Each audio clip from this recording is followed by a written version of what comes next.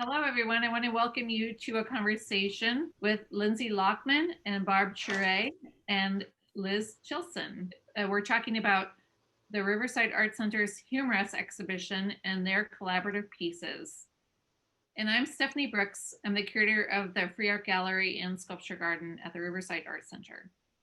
Welcome, Barbara and Lindsay. I want to start out by talking about the pieces that you have in the Freeark Gallery's Humorous exhibition. And I want to start with the piece that's behind you, Barbara, a work that you two worked in collaboration, and it had to do with looking at different storefront childcare spaces. And one thing I love about your work is that it goes from something that looks pretty funny, and then it goes to something that's quite dark. And so these have these like really funny names to them, like Teddy Bear Daycare, and some like Christian locations, but they're all storefronts. Could you please talk about the process of making your works? So I am sitting in front of the piece that's at the gallery, and this is a rolling screen of 99 daycare center names. And originally we did this piece when we were in the city of Milwaukee, and that's where our shared studio is. I live in Chicago, but Lindsay lives in Milwaukee, and our studio is there. And we were observing these incredible, first these aspirational names as well as faith-based names. And really we started to ask these questions about what about, what is this about the children? What is this about? And there was such a heavy emphasis on advertising. And so the idea of putting it into an LED screen seemed like a really, the way that these places beckon to the outside and promised lots, and then really did not actually look very much like what the centers were, how they displayed to the street. And I have some images, and if we share the screen, I can show you some of the storefronts where these names came from and how. Well, one thing I'm curious about is like how you two like went around and like found these names, and were you thinking about something that was funny at first, or did you go towards like, wow, this is like problematic? Because what I love about your work is that you go towards like a politic, and then you go towards something that is inviting, but then a bit dark. Well, the words not only caught our eye, but the facades. Yeah. They were very vernacular, and we are interested in vernacular architecture. And yeah, it was always some repurposed building, oftentimes a tavern or just some retail space. So the combination of the visuals and the titles of these places, the idea of marketing and children, and it got very confusing for us. So we had to document it so we could figure out what was going on. When we took hundreds, I mean, as Lindsay mentioned, we've done a lot of work about vernacular architecture, and originally that's what drew us to these things, these sort of wild bootlegged characters from Sesame Street.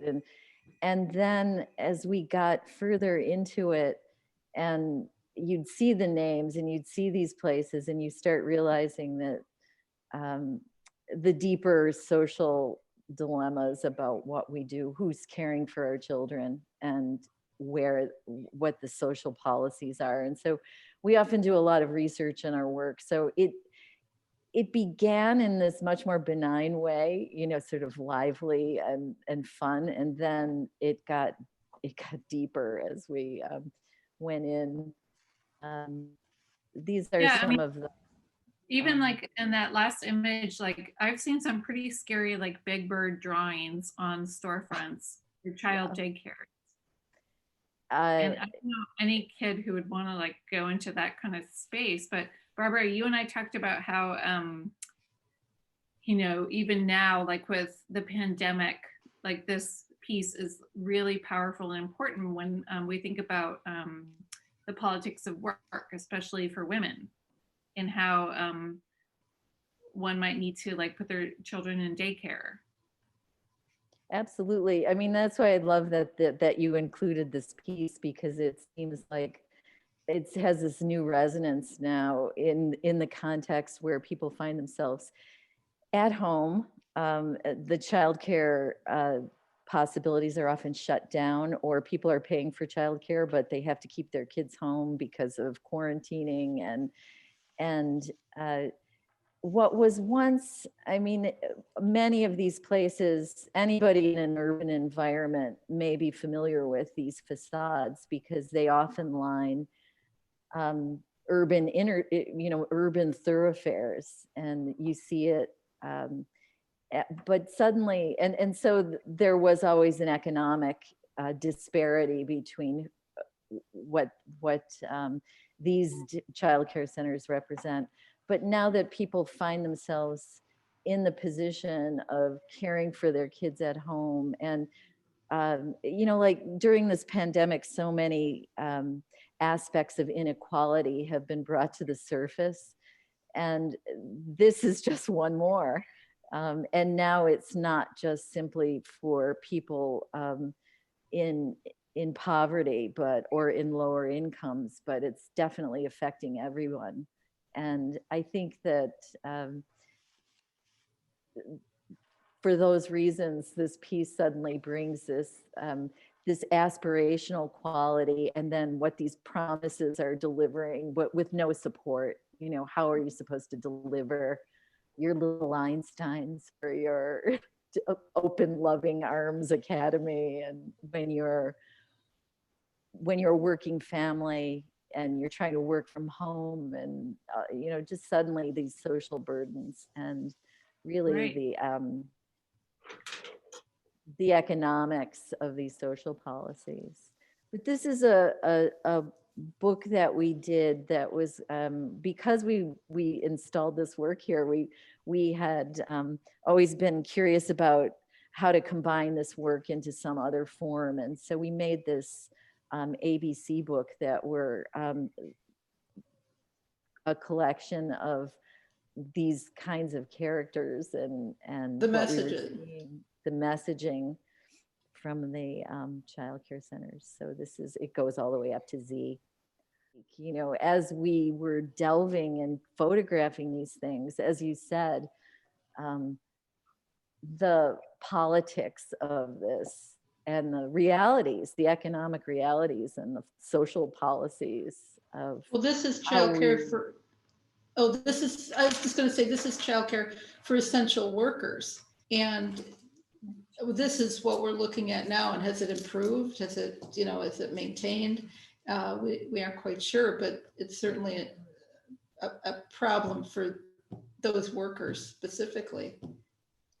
And then, you know, you see signage like this, first, second, and third shift, and you know, things that I haven't had to think about. But if you really worked the 11 p.m. to 7 a.m. shift, what do you do with your children?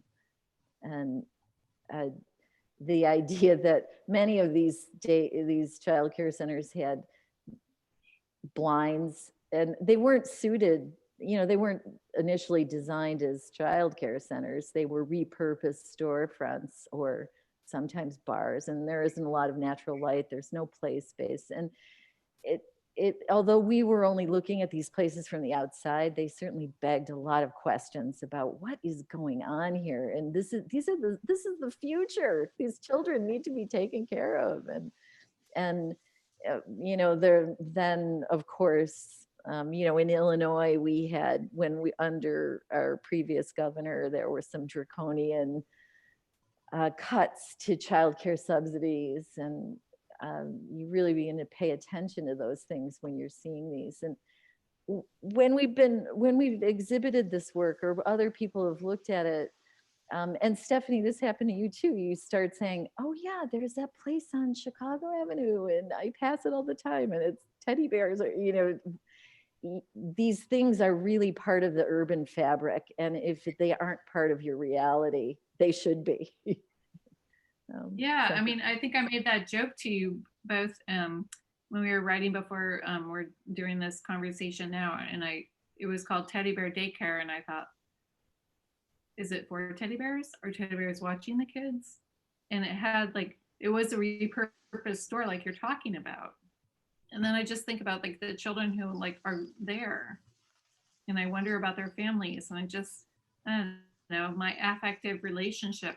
And that's another thing I want to talk about your practice, is that I think you bring affect to the surface with your work, and how you have these emotive locations for how you show us a politic, and then there's a really humorous part of it, but then it goes to something that is like a hard location, and it implicates us as viewers.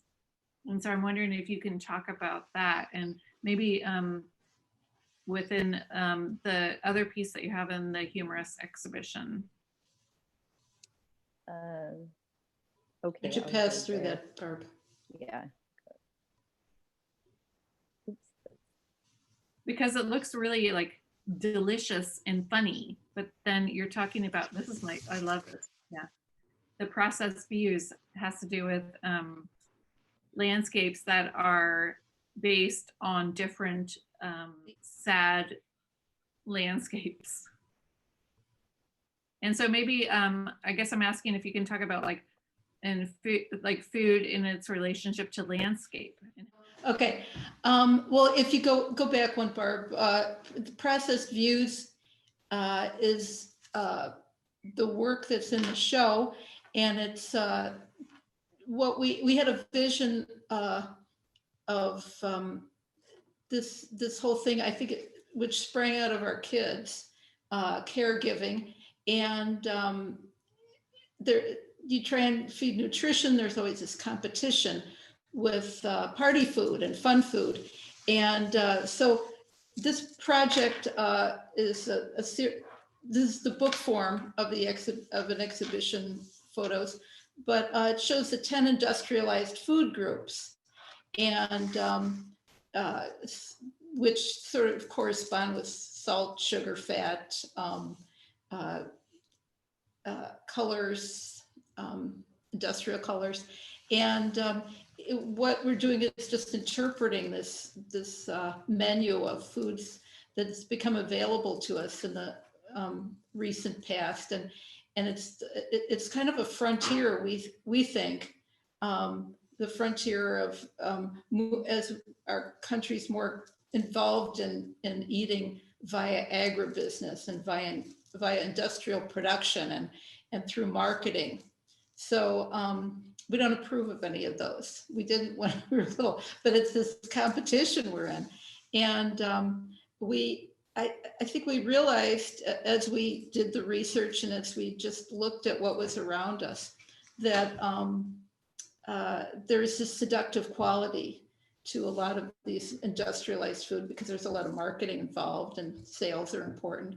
And we thought, well, we can do this. We can engage the viewer with this seduction, which is what photo's all about, as far as I'm concerned, seduction and transformation. So we tried to engage the viewers with these bite-sized little ideas about what's become of food today. And as you view these things, you could go to the next one, Barb. This is Fruit Loop's landscape. So you can see their ideas about the landscape and what we're doing to it, but yet as you view it, we wanted the audience to go in there and then look closely and see that it wasn't, it's not as, it's seductive at first, but getting closer, you realize that it's not not as appealing. And what is that tension? That's what we wanted to bring to the viewer. The presentation, but the profiteering and the intimacy of and beauty of eating, and yet the transformation of what's happened to these products, and what are the unintended consequences. That's a big question we're asking when we make food this way. And we based this on another time. If you go next, Barb. We based the work on Carlton Watkins.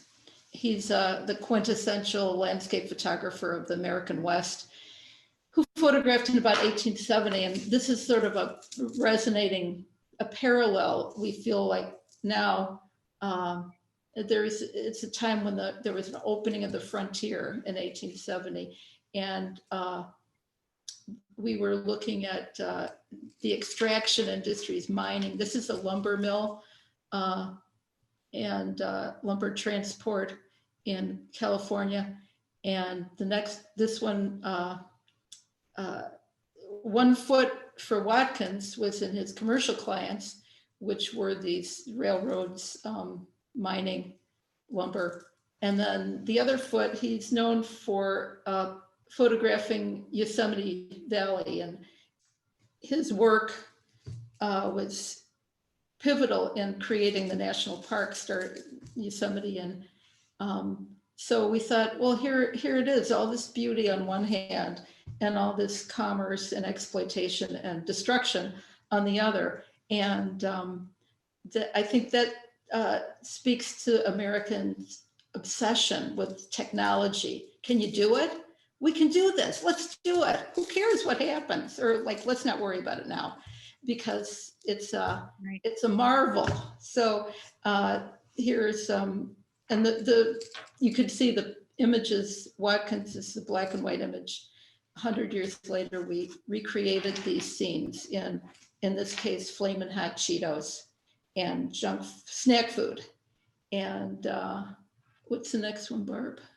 I think, yeah. And this is the Cola Sea, where we're flooded now with soft drinks and tooth decay and everything else. So I love that in the Humorous exhibition, we have like the kind of shitty food versions of these historical landscapes. So it goes like, there's a really serious precipitous nosedive from seeing these cute images going towards like the historical ones that are like the land that's being like completely devastated. Mm-hmm. And that's one thing I really love about your work, and how you have this sort of politic about an image, and then you take it to something where the critique is quite loud, but also there's a little bit of quiet, and that's where the humor is. Well, I think nobody wants to be assaulted right away. So Barb and I, in our self-deprecating manners, which we learned in the old days because we're strident second wave feminists, that alone is a tension that we that sends us to humor rather than an attack aggressive mode. But I think what is it about you can catch more flies with honey, maybe, than with something else. I want to talk about the other piece in Humorous of the Donald Trump image, which I have right here in my studio, of Donald Trump made out of, or if you want to share it. Oh, that's a good one. Well, that's a process picture. And what I love about it is, I'm going to grab one, because on the verso, it has all the ingredients of what it's made out of. And it's all like really bad food. So I would like to hear about like your generative process for like finding the food, making it, and like representation. You know, when we installed the exhibition, we didn't know how the election was going to turn out. And so there was this moment of serious arduousness where, you know, we installed it in October. There was an election and it's still, you know, working itself out. But I want to hear about your process with this and how this piece in the humorous exhibition and how it was free for everyone to take one. And I think there's a generosity program and process with your work, but we didn't know how this was going to turn out, right? Well, so I want to hear from you both about how that piece speaks and is relevant and powerful. Well, we were aware of the work of Klaus Enrique Gerdes, who bases his work on Arcimboldo. And we made the Trump portrait in 2016. And it was, we were considering it a political intervention. And it was, you know, I think these times, the last 4 years have politicized a lot of people. Well, Klaus had created this portrait of Hillary as a fundraiser. And when we saw it, we thought, well, we know how to work with Cheetos from that Agassiz Rock picture we did. And it just like made perfect sense. So we immediately went to the grocery store, which was also an interesting experience because we had our cart loaded with Cheetos and every kind of puff and Cheeto, you know, these potential building materials. But then we're looking at other people's carts who are, you know, eating that stuff. It makes great building material. We wouldn't really advise eating it, but snob. well, I like it too. I mean, we you know, it's not, I'm not a total snob about it, but I've so seen we lots bought of some Cheetos work. Pringles and some donuts, and these were piggy rinds. What do you call it? Piggy rinds. Yeah. Well, we also as we were shopping, we knew we owned Cheetos, and we had done Google searches, and apparently Trump was known. His nicknames were like Cheeto Jesus, and there were articles on his diet. So we owned this. We knew immediately that we could do this. And in the store, we're just having these big arguments about production, how this is going to work. But we threw it down, and there he was. With just a little, without any real construction. And it was like, it looks like him. Oh my gosh. Then we built this, Lindsay is a wizard at building these paper mache underlayments, which is often how the landscapes that we had been working with were done as well, which are tabletop size. And so she built this head, and then we covered it, and then it became this. And you know, then as Trump, I think we did it before he was elected, or we were arguing. We did it in about September. And hoping that people would see this, and then they'd realize he's just full of junk. But apparently that didn't work. You know, I'd been following this Twitter feed of many, at that time, there were all these rogue Twitter accounts that were coming out that were potentially not really, it was one by this White House senior advisor, but it was a rogue account. And he would recount these, it was a bad night. It was, you know, Trump heard something he didn't like. And so it was a for Kentucky Fried Chicken evening, and his junk food consumption. And his moniker was, he's replaced the White House kitchen with an Arby's in the basement, and, you know, just these funny things. So I'd been following that. So, there was an interesting quote by someone who was writing about, what did she call it?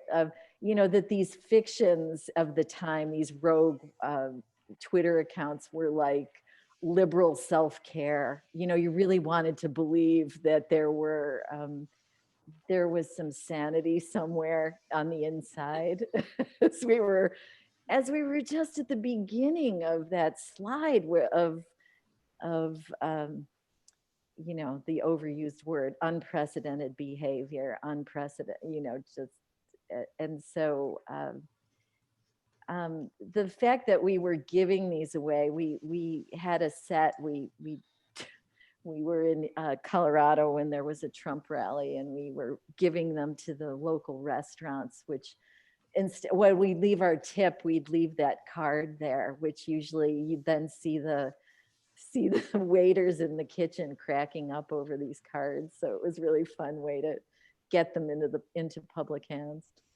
But we had hoped, before everything shut down, that for this exhibition, if people were allowed to come, that this red space could be for, a place where you write something and, your hope for the future or some messaging, and then that we could burn them in the pit in the backyard in the sculpture garden. So we might have to do it virtually, like you're asking for people to send messages and then write them here if we can't be done in person.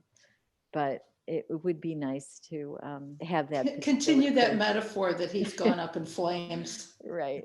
But it was really about junk in, junk out. And the processed views work, that when we did that work, it ended up going viral, like internet crazy viral. And it was interesting because it was first taken up by picked up by like high-end food and wine magazines throughout Europe and Japan, and there seemed to be this curiosity and interest in that work, possibly because it was critical of the U.S., but who knows? And then it moved into. It got picked up also by blogs that were talking about food access and food justice. And, the potential for work that to be that open-ended and to be discussed in serious ways was a really interesting function of how art can function to we don't claim to have the answers, but it can certainly provoke some conversations, and we need those. I think you make really brave work. So what is next for you two? And how are you going to go forward making fierce work? Well, it's been interesting going back to the daycare work. That's we made that work starting in 2009, and about every 3 years we this doesn't quite satisfy us, so we have been revisiting old work, and we made just recently that ABC book, and then the facades, we have quite a collection of those. We might be ripe to make another iteration of that work, but we've also been scanning old negatives from the beginning of our collaboration a number of decades ago. So I think it's something that's kept us busy, this bookmaking and this re-evaluation, because Barb and I work on the phone a lot, and we work, send each other things, text messages or emails, and yet it's a new way to work, but it's not that different from how we have been working all along. We just haven't visited each other in the in the studio. Are you thinking about works that deal with the pandemic? Speaking of like working virtually together? Well, everything is sort of old work has new meaning with the pandemic, which is interesting. Barb, what are your thoughts? this was a piece that we did last year.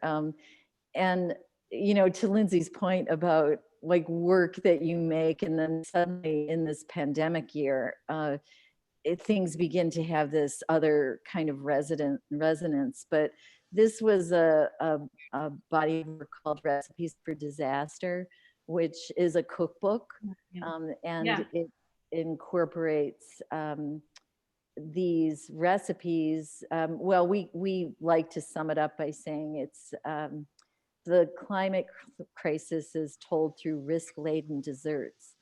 And so there's baked Alaska, and the ingredients are heat trapping gases and starving polar bears and I can't read what it says, that and basically they're the toxic recipes that are causing our ecological ruin.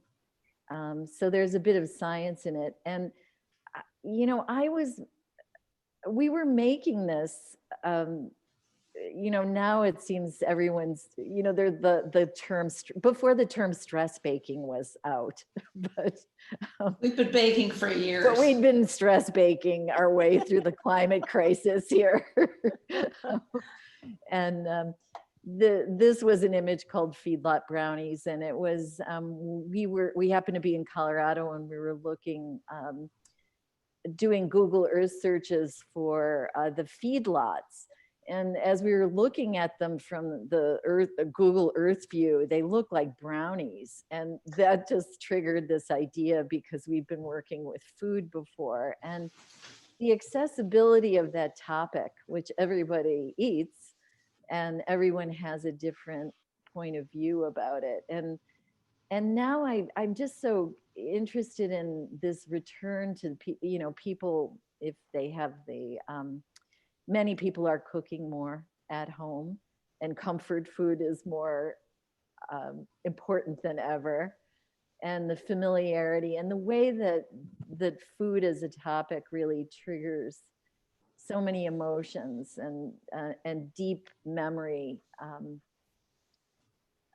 triggers.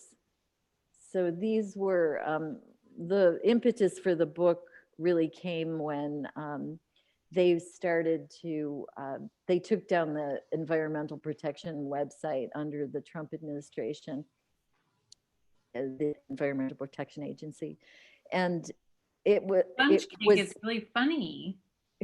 And then you have like redacted text. Yeah.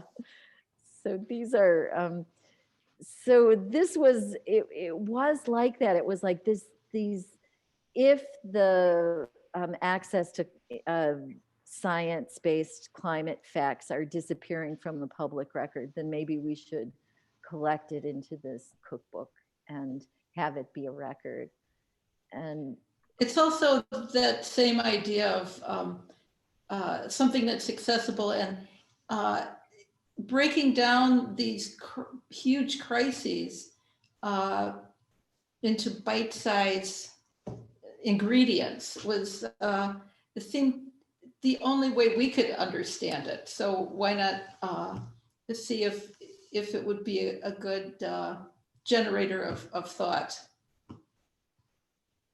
And I think that, when it comes to many of these ideas, like certainly the climate crisis, like you can't see carbon dioxide, and we're flooded with statistics. And how then, how do you present information that is actually can penetrate our, it's not disinterest, it's just overwhelming incapacitation in the front of these things. And how do we begin to think about them? So for us, the food remains this sort of interesting building material and topic, and a way for people to really approach some very big subjects. And all I ever do is go to the grocery store and then go in the kitchen anyway, because I can't go out. So it's been it's right there. Take advantage of what's near you. Well, That's I what think we think. people, yeah, have been finding the relationship to food and the fact that when the grocery stores were running out of food and the supply chain suddenly were you started to be conscious about what that is, what food shortages might be, and our connection to the whole system that governs these things. And so this, unfortunately, like, we finished this book and we were about ready to launch it right when the pandemic hit, which just felt very inappropriate to be like, oh yeah, we're having a pandemic, and by the way, the world is still on fire. And it just felt like too much. But as many of us have found ourselves in deep connection with our kitchens again, it's an interesting opportunity to introduce these topics. And I think we're maybe at a point when we can begin to talk about these things again. Well, there's something egalitarian about food, right? And it's also like where the egalitarian meets the political. When we talk about like how like cheap food and that politic of how who can afford a certain kind of food, but we all need to eat, like you said, Barbara, right? So there's something that like can bring us together, and there's a whole history of artists working with food and generosity practice and a political practice with the politics of food. And I think the way that your practice goes towards something that is like brings us in and then like hits us with the politic like pretty hard. Well, which I love, like that's what I love about your practice, is because it has to do with these things that are like, oh, there's our Fruit Loops. Oh, wait, that's a landscape. What does that mean? And so there's this sort of a slow take, and if I can use the metaphor, digestion with your the work Please do with your practices. Well, I think there's you can make a very direct and personal metaphoric presentation when you use the food, because it is that direct, internalized. You can internalize that information as well. Well, I always kind of wondered, I mean, to your point, your comment about egalitarian, because we collaborate and therefore we always have to vet these ideas with each other, it always felt like an initial editing process, like an accessibility issue, or not an issue, but that there's an element of, if it's too much, too personal. So I always thought that in the process of making work together, we end up at some mutual understanding or mutual read of this of the work, and so it moves out of the space of being completely my experience or completely Lindsay's experience. And I always hoped that it was a bit more of a universal. We might be. I mean, that's a huge leap. Okay, two of us talking to each other, but two white women. Well, I think that you old white women, old opinionated white women. Come on, we need old ladies. Well, we're the grandmothers. We got a lot of wisdom being grandmothers. So heck yeah. But I think once you are when you work in the studio alone, you don't have an opportunity, which is, I feel, a grand opportunity to articulate ideas. And right there, by putting them in a linear order, that's a very different format than when you're just going right from your brain onto a surface, making some kind of imagery. So that process of articulating and, I think it's funny, Barb says we have to find common ground, and see eye to eye. I think we have to convince each other. So even those two ways of the way we approach even the conversation makes us more mindful of how to articulate it, just to get to the words factor, and then move forward from there. Right now we're looking at this image, extinction cookies. Do you have extinction cookie cutters? We cut those out of cardboard, I think. we printed them off. We took silhouettes off the internet, right, and cut them out so that it looked like the cookies had been taken away, and it was just the. I wish I had extinction cookie cutters. It'd be a nice set. There was a thought I had about, you know, when you were saying about that you were just ready to launch this cookbook, and then we had the pandemic. And one of the things that I think is this, it becomes like super relevant, I think, because the cause of the pandemic is really the loss of habitat for exactly animals. And so that there is this like really tight connection between the pandemic and the global, you know, environmental crisis. And so I don't know if it was that. I mean, I don't know. No one knew we were going to have this pandemic, but I think there's something there that feels like it's so intensely relevant right now. I mean, how much all of these things are interconnected, particularly when you're looking at which populations are being most affected by COVID, are ones who are living in the most polluted places. You know, there's air quality issues that lower your, you know, that increase your health risk. And so it's deeply tied, you know, to, and the economics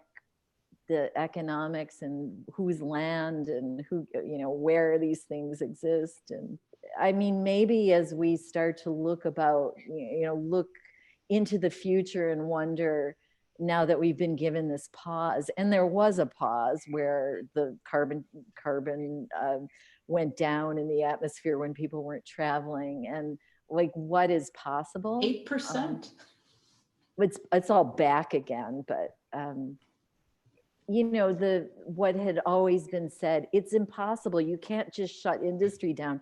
It happened. It happened during the pandemic, and it was incredible. And so it opened up these avenues, and let's hope that you know, those kinds of imaginations can be can help us shape a better future. I want to thank you both for speaking with Liz and me about your work. And I love your work. I love your practice, and I can't wait to see what you do next. Well, thanks for inviting us, Stephanie and Liz. And the show is great. We all need a little humor at this time. And even if it's dark humor, because it's the dark time. Well, and that it, you know, that humor in itself is a potent strategy for, so thank you. We were so excited and inspired to do, you know, to do it. So I really appreciate your recognition of humor in art and its power. Well, I'm happy to work with you both. So thank you. We're looking forward to the bonfire. Oh yeah. Yeah, let's do it.